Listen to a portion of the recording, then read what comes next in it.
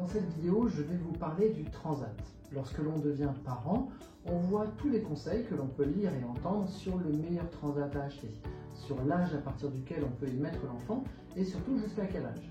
On vous parle alors de poids limite de l'enfant, de sécurité et de l'aspect pratique pour les parents. En tant que psychomotricien, je vais vous donner mon avis. De quoi a besoin le bébé lors des premiers mois de la naissance jusqu'à la position assise, donc environ de 0 à 10 mois. Il a besoin de sécurité sensorielle pour être bien dans son corps et de sécurité physique pour ne pas être en danger.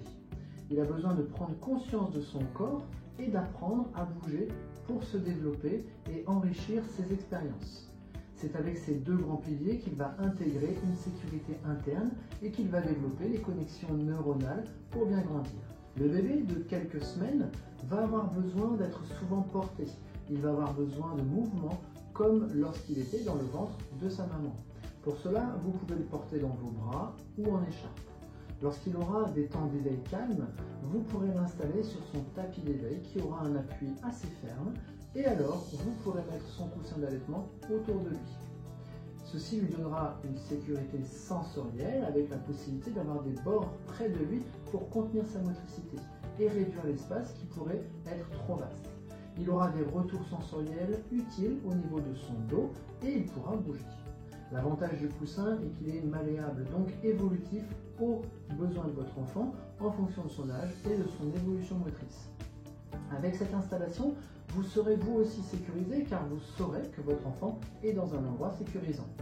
Dans le transat, le bébé est entouré, donc sécurisé, comme avec le coussin. Mais cette sécurité ne sera pas évolutive.